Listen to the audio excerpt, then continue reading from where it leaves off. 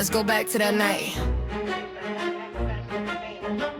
A to Z Tunnel Vision Media, Las Vegas, 1996. One Cadillac, one gun, and one story that would come back almost 30 years later. They sat him in the room, lights low, tape rolling. Kev talking about the caddy, every detail unfolding. Talking about the crew and the people in the ride. Talking about the weapon and what happened inside. He described the Cadillac to being body you ahead. The tension from the MGM still hanging by a thread. Said the gun was there, said it moved through the car. Then talked about the shooting and who he said they were. Orlando started blasting, that's the claim on tape. Whole words from an interview, now back in the case. He said if Pac was on his side, he'd have fired that day. But every word from that recording got the courtroom looking his way. It came from the backseat, the echo won't fade. Words from an old tape, now a murder case replay. Who had the gun? Who passed it back? Who fired the shots? Who knew the attack? Truth or cloud, fear or heat? Every version got another version when the old words hit the beat.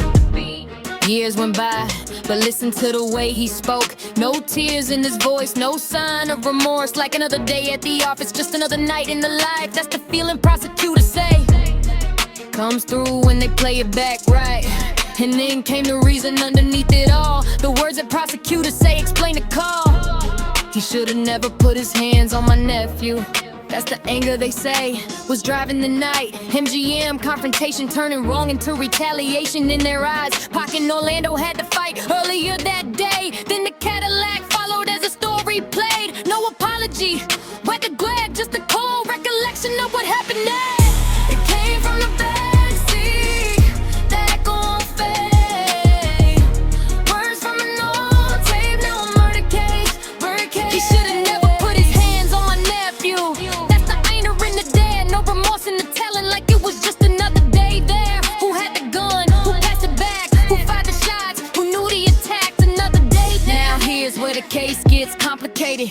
Different interviews, different stories get debated. One version here, another version there. And prosecutors say the pieces show he knew what was there. Then came the memoir, more details on the page. Claims about the night that put the past back on the stage. He wrote about the weapon, said he passed it to the back. And now those words are evidence prosecutors bring back. But the defense says, hold up, don't believe the show. He talked for attention, let the whole story grow.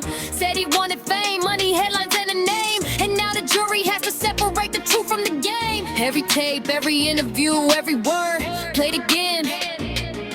Old voices in the courtroom, old memories in the air. Every statement under scrutiny, every contradiction there. Was he tearing investigators what he truly believed? Or was he building the story people wanted to hear? He should've never put his hands on my nephew. That wasn't remorse, that was the explanation for why the night turned deadly. Almost 30 years and the tape still plays. Same old voice, but it's heard in different ways. What sounded like a story back then in the room now sits underneath the courtroom, scrutiny and gloom. Not saying he pulled the trigger, that's not the charge they bring. But prosecutors say his role could still mean everything. And that's the question hanging heavy in the room. Was he just another passenger or did he help put the pieces there? The Cadillac, the weapon, the words, the ride, one deadly moment with a whole lifetime behind. It came from the backseat. Now the whole room hears a voice from the past coming back after all these years. He should've never put his hands on my nephew. That's the line that frames the night. No remorse in the telling, just a reason in his mind. Who had a gun? Who passed it back? Who fired the shots? What really happened that night in that Cadillac? Truth or cloud, fear or heat?